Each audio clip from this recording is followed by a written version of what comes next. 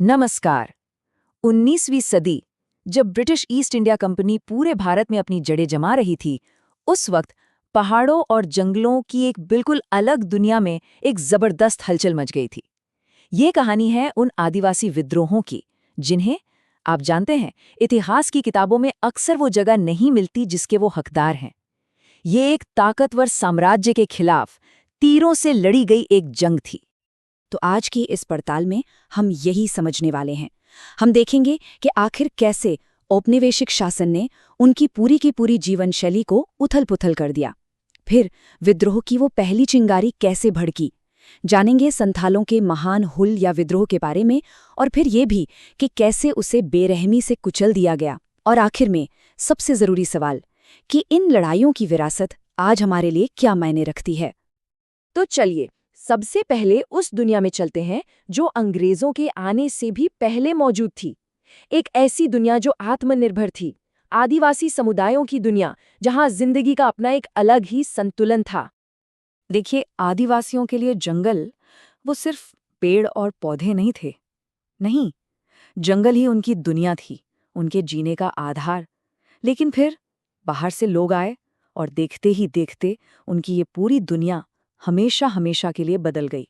ये एक ऐसा टकराव था जिसके लिए वो शायद कभी तैयार ही नहीं थे। और इस पूरे टकराव के सेंटर में थे दिक्कू। आदिवासी समुदाय ये शब्द बाहरी लोगों के लिए इस्तेमाल करते थे। कौन थे ये लोग? ये थे साहूकार, जमींदार और ब्रिटिश अफसर। मतलब वो सब जिन्हें वो अपने वजूद के लिए, अपनी जिंदगी के लिए सबसे बड़ा खतरा मानते थे। तो सवाल ये है कि आखिर ये शोषण का सिस्टम काम कैसे करता था। देखिए, ये कोई एक दो घटनाएं नहीं थीं। नहीं, ये एक पूरा का पूरा सिस्टम था। सबसे पहले आदिवासियों की जो सामूहिक जमीनें थीं, वो उनसे छीनी जाने लगी। फिर जमीन और जंगल से मिलने वाली चीजों पर भारी भरकम टैक्स लगा दिए गए। नए कानून बनाकर उन्हें अपने ही जंगलों में जाने से रोक दिया गया। साहूकार वो तो इतना ज्यादा ब्याज वसूलते थे कि लोग पीढ़ियों तक बंधुआ मजदूर बनकर रह जाते थे। और बात यहीं खत्म नहीं हुई। ईसाई मिशनरियों की वजह से उनकी जो अपनी मान्यताएं थीं, उनकी संस्कृति थी, उस पर भी सीधा हमला हो रहा था। अब जब दबाव इतना बढ़ जाए तो क्या होगा? नतीजा हिंसा के रूप में सामने आया। इस घुटन का पहला बड़ा विस्फोट था कोल विद्रोह, और इसने आने वाले कई विद्रोहों के लिए एक तरह से एक पैटर्न सेट कर दिया। यहां पर ये जो बदलाव था वो कितना जबरदस्त था, ये बिल्कुल साफ दिखता है।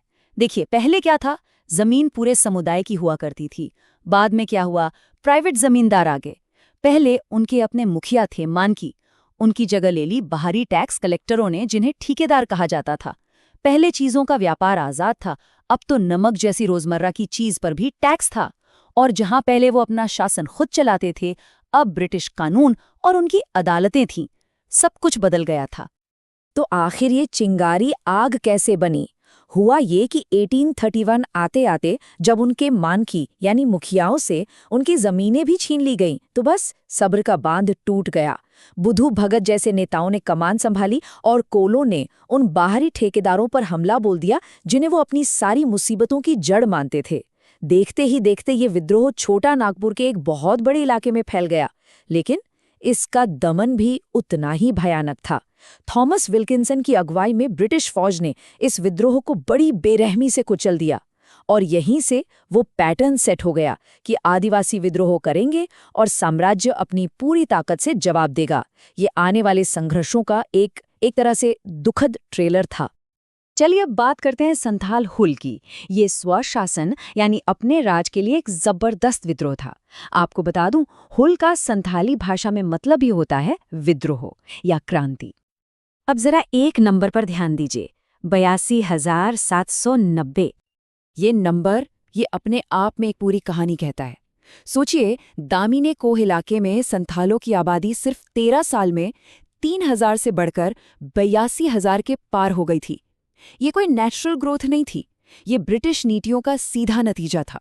अब आप खुद सोचिए, इतनी तेजी से जब आबादी बढ़ेगी तो जमीन पर, संसाधनों पर कितना भयंकर दबाव बना होगा।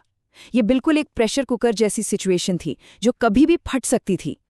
और फिर विद्रोह का रास्ता बिल्कुल साफ नजर आने लगा। हुआ क्या?